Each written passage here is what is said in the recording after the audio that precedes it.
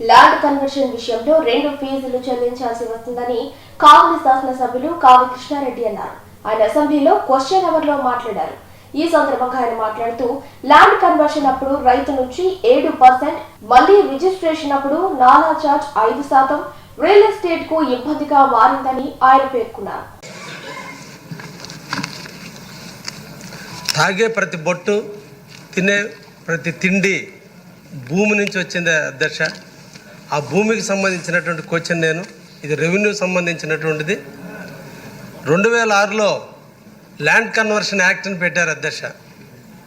అంటే వ్యవసాయ భూమిని వ్యవసాయేతర భూమిగా, అది రియల్ ఎస్టేట్ కావచ్చు, ఇండస్ట్రీ కావచ్చు, ఎనీవన్ బిజినెస్ పర్పస్కి వాడినప్పుడు దాన్ని ల్యాండ్ కన్వర్షన్ యాక్ట్కి తీసుకొచ్చి వ్యవసాయేతర భూమిగా మార్చారు అధ్యక్ష. అయితే ఈ రోజున రెవెన్యూ డిపార్ట్మెంటు, రిజిస్ట్రేషన్ డిపార్ట్మెంట్ మధ్య సమన్వయ లోపమో లేదంటే తెలిసి జరుగుతుందో తెలియదు, కానీ రిజిస్ట్రేషన్ ఆఫీసులో wet land, dry land, house సైట్స్కి మాత్రమే వాల్యూ కట్టాలి అధ్యక్ష.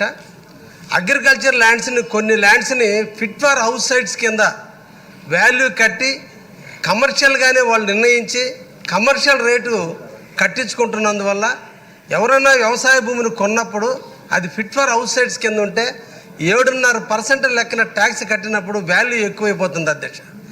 వెంటనే ఆ భూమిని మళ్ళీ వ్యవసాయేతర భూమిగా మార్చుకోవడానికి మళ్ళీ రెవెన్యూ అధికారికి అప్లై చేస్తే మళ్ళీ అక్కడ నాలా ఫీజు మళ్ళీ 5% కట్టాల్సింది పరిస్థితి వస్తుంది అధ్యక్ష.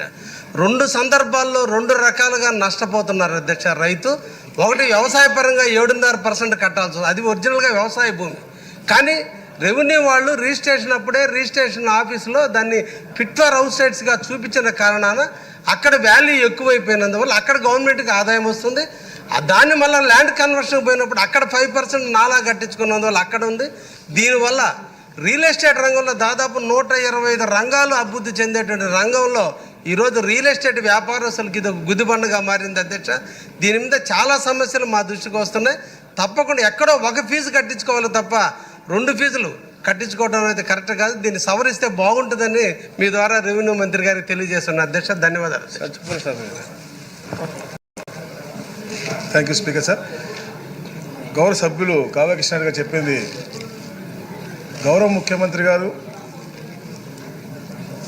ముఖ్యమంత్రిగా ప్రమాణ స్వీకారం చేసిన తర్వాత ఎన్నో సంస్కరణలు తీసుకురావాల్సిన అవసరం ఉంది రెవెన్యూలో అని చెప్పి ఈ నాలా విషయం మీద కూడా అధ్యయనం చేశారు సార్.